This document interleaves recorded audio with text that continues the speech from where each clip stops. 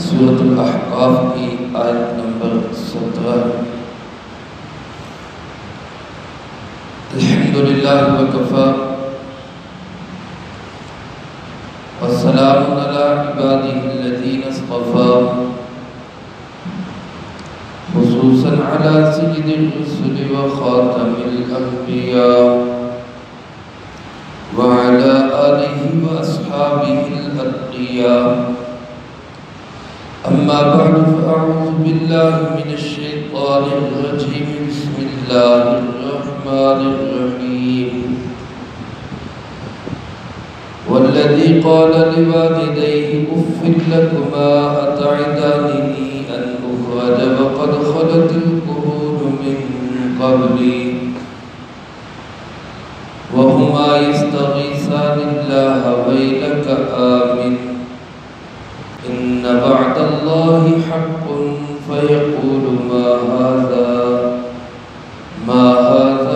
إلا أساطير الأولين أولئك الذين حق عليهم القول في قد خلت من قبلهم من الجن والإنس إنهم كانوا خاسرين۔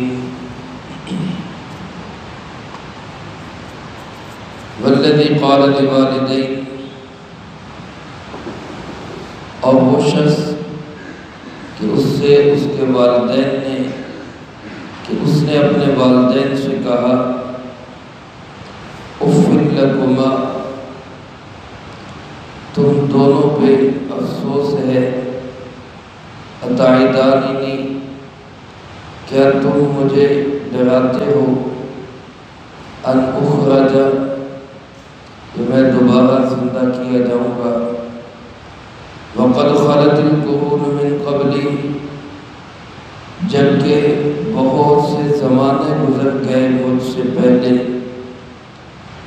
وہما یستغیثان اللہ، اور وہ دونوں اللہ سے فریاد کرتے ہیں، وَإِلَكَ آمِن، تیرا ستیہ ناس ہو، ایمان لے آ، ان وعد اللہ حق، کوئی شک نہیں کہ اللہ کا وعدہ حق اور سچ ہے، فَيَقُولُ مَا هَذَا إِلَّا أَسَاطِيرُ الْأَوَّلِينَ، بس وہ کہتے کہ یہ کچھ نہیں سوائے پہلوں کے قصے کہانیوں کے، اولئک الذین حق علیہم القول، یہی وہ لوگ ہیں کہ جن پر ثابت ہو گئی اللہ کی بات، فی قد خلت من قبلہم، ان امتوں میں جو ان سے پہلے گزر چکی، من الجن والانس، جنوں اور انسانوں کی، انہم کانوا خاسرین، کہ یقیناً یہ لوگ بڑے نقصان والے ہوں گے۔ اس سے پہلی آیات مبارکہ میں اللہ رب العالمین نے سعادت مند اولاد کا تذکرہ کیا، جو والدین کی تکلیفوں کو، مشقتوں کو اور ان کی پریشانیوں کو سامنے رکھتے ہوئے ان کا حق ادا کرتے ہیں، ان کا خیال رکھتے ہیں۔ ان آیات مبارکہ میں ان بدبخت بچوں کا ذکر کیا ہے، اس بدبخت اولاد کا ذکر کیا ہے جو والدین کو تنگ کرتے، والدین کو ستاتے۔ میرے محترم دوستو، گزشتہ درس میں بھی عرض کر چکا ہوں کہ اللہ کے بعد مخلوق میں سب سے زیادہ حق کسی بندے کا کسی پہ ہے تو وہ والدین کا اپنی اولاد پہ ہے، خرچ کے حوالے سے بھی، خدمت کے حوالے سے بھی، جسمانی خدمت اور مالی خدمت کے اعتبار سے بھی، اور عزت اور احترام کے اعتبار سے بھی سب سے زیادہ حق والدین کا ہے۔ ایک خاتون جناب نبی پاک صلی اللہ علیہ وسلم کی خدمت میں حاضر ہوئی اور اس نے آ کے آپ صلی اللہ علیہ وسلم سے پوچھا کہ مجھ پہ سب سے زیادہ حق کس کا ہے؟ عورت نے پوچھا، عورت نے سوال کیا کہ میرے اوپر سب سے زیادہ حق کس کا ہے؟ سرکار دو عالم صلی اللہ علیہ وسلم نے ارشاد فرمایا تیرے اوپر سب سے زیادہ حق تیرے خاوند کا ہے۔ بیوی ہے تو اس پہ سب سے زیادہ حق اس کے خاوند کا ہوگا۔ پھر اس نے پلٹ کے سوال کیا کہ خاوند پر سب سے زیادہ حق کس کا ہے؟ اس کا یہ ذہن یہ ہوگا، خیال یہ ہوگا کہ شاید جس طرح بیوی پہ سب سے زیادہ حق خاوند کا ہے تو خاوند پہ بھی سب سے زیادہ حق بیوی کا ہوگا۔ لیکن آپ علیہ السلام نے اس کا جواب دیتے ہوئے ارشاد فرمایا کہ خاوند پر سب سے زیادہ حق اس کی ماں کا ہے، یعنی وہ اپنی ماں کا خیال رکھے۔ تو اس میں پتہ چلتا ہے کہ رشتوں میں کس نے کس کا سب سے زیادہ خیال رکھنا ہے۔ جس بچے نے والدین کی بات نہ مانی، بالخصوص جب کہ والدین دین حق کی بات کریں، توحید کی بات کریں، آخرت کی بات کریں، پھر بھی کوئی بچہ والدین کی بات نہ مانے، اللہ پاک نے اس کی سزا کا ذکر ان آیات مبارکہ میں فرمایا۔ اللہ پاک فرماتے والذی قال لوالدیہ، اور وہ بچہ جس نے اپنے والدین سے کہا اف لکما، تم دونوں پہ افسوس ہے۔ یہ اف کا کلمہ بیزاری کا کلمہ ہے، ناگواری کا کلمہ ہے، اظہار نفرت کا کلمہ ہے۔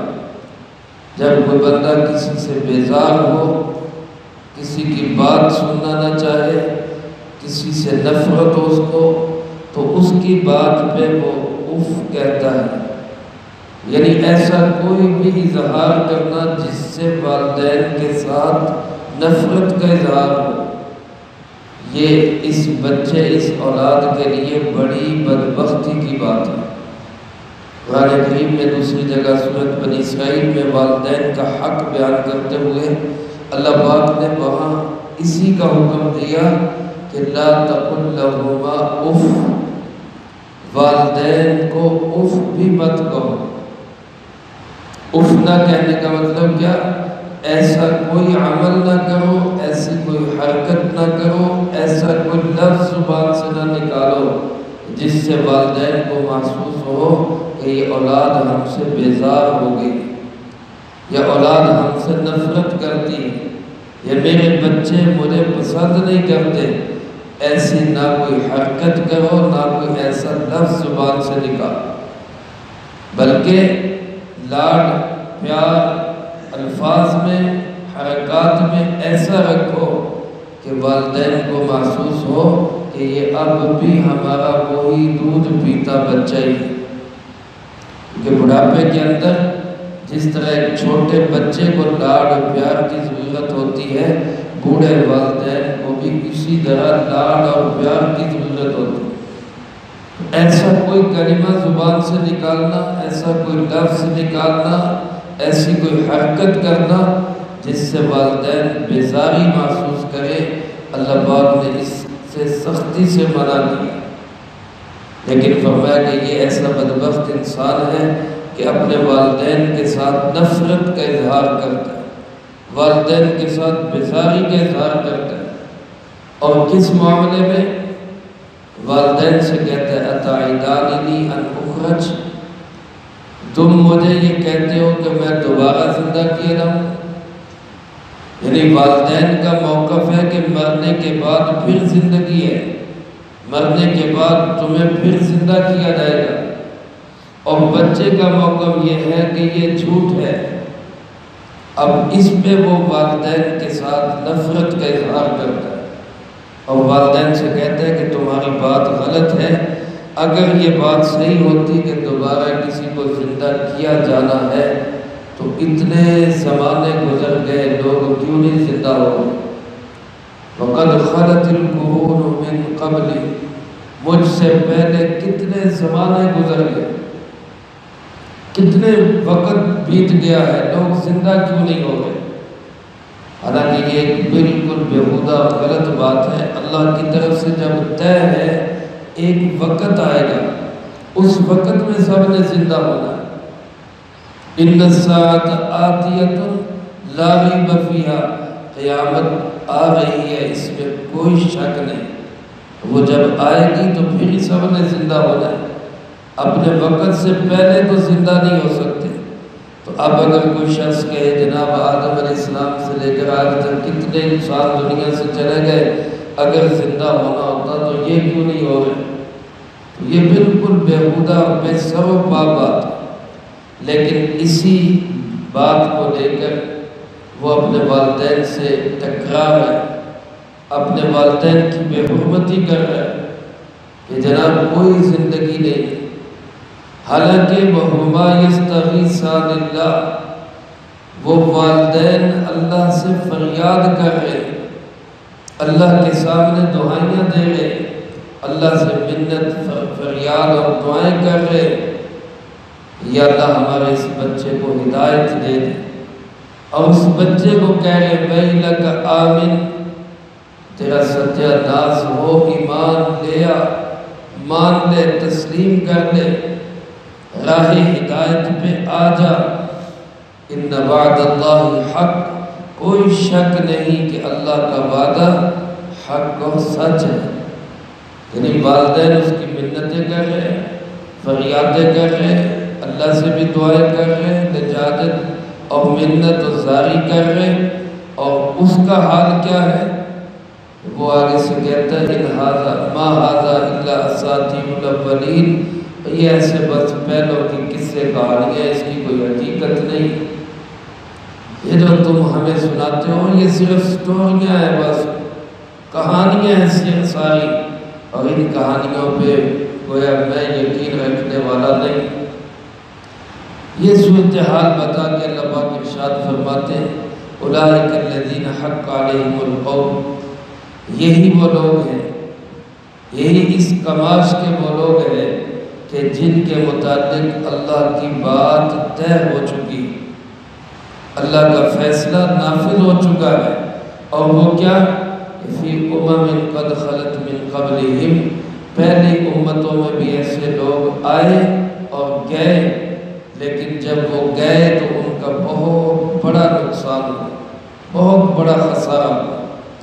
ایسی اولاد دنیا میں بھی نقصان اٹھاتی ہے، اور ایسی اولاد آخرت میں بھی نقصان اٹھاتی ہے۔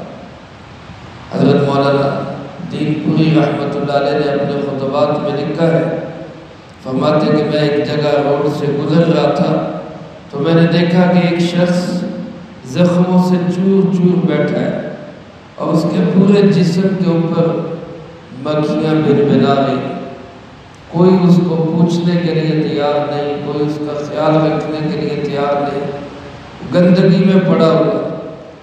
کہتے میں اس کے پاس ہوا، جا کے اس سے پوچھا بھی تیرا کیا ماجرا ہے، کیوں ایسی صورتحال بن گئی، تیرا آگے پیچھے کوئی نہیں، تجھے سنبھالنے والا کوئی نہیں؟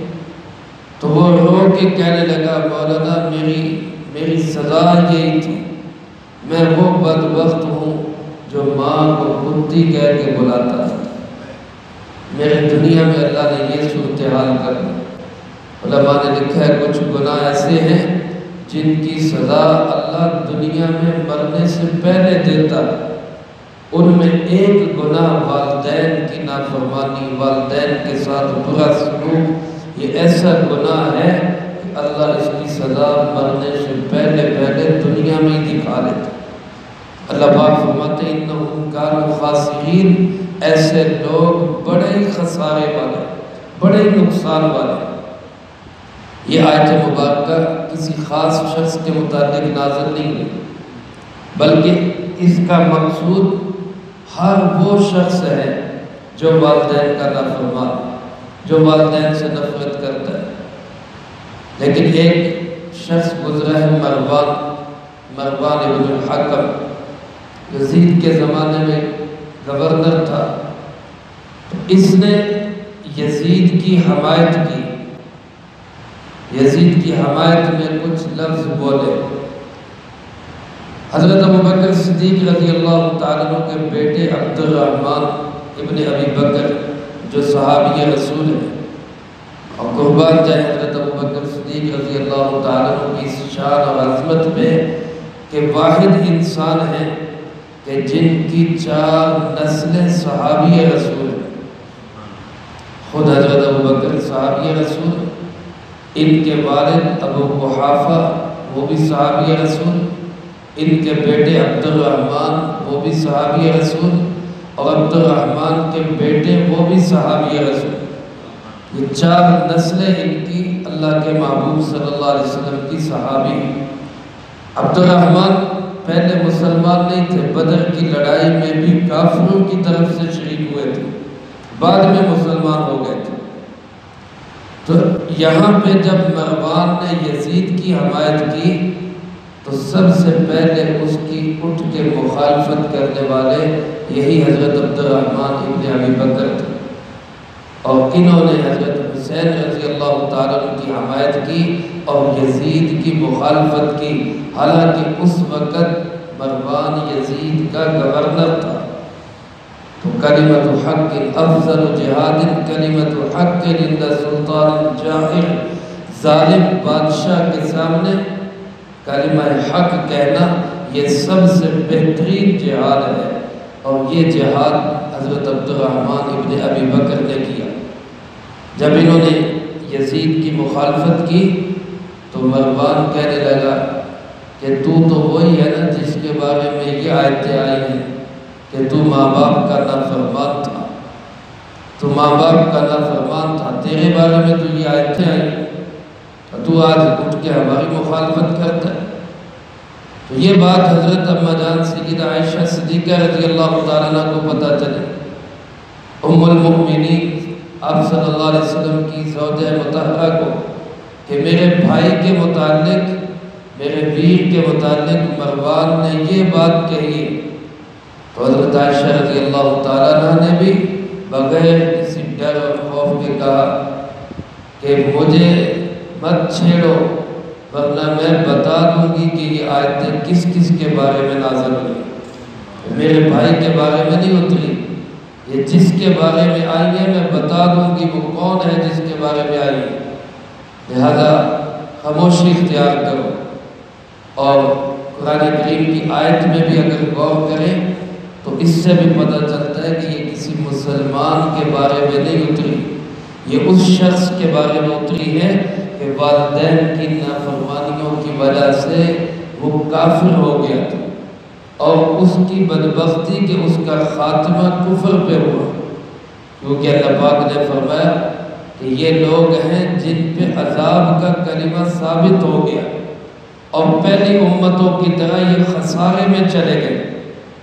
حالانکہ عبد الرحمن ابن ابی بکر تو خسارے میں نہیں گئے، وہ تو ایمان لے آئے تھے، ان پہ تو عذاب کا کلمہ ثابت نہیں ہو سکتا، وہ تو صحابی رسول بن گئے تھے۔ تو لہذا اس آیت کے سیاق و سباق سے بھی معلوم ہوتا ہے کہ یہ آیتیں کسی صحابی کے بارے میں تو کجا کسی مسلمان کے بارے میں بھی نہیں، یہ اس شخص کے بارے میں ہے کہ والدین کی نافرمانیوں میں وہ اتنا آگے چلا گیا کہ وہ کفر کی حد تک پہنچ گیا اس کے مطابق۔ لہذا والدین کی نافرمانی علماء نے لکھا ہے اتنا بڑا گناہ ہے کہ بعض اوقات انسان کو کفر تک پہنچا دیتے ہیں۔ اللہ ہمیں اس سے محفوظ رکھے، اور ہم سب کو بالخصوص میرے نوجوان بچوں کو اپنے والدین کی فرما برداری، خدمت، اطاعت اور عزت کرنے کی توفیق نصیب فرمائے، جو کہا سنا اس کو زندگی میں لا کے دوسروں تک پہنچانے کی توفیق عطا فرمائے۔ اللہم انت السلام و منک السلام، تبارک ربنا و تعالی یا ذا الجلال والاکرام۔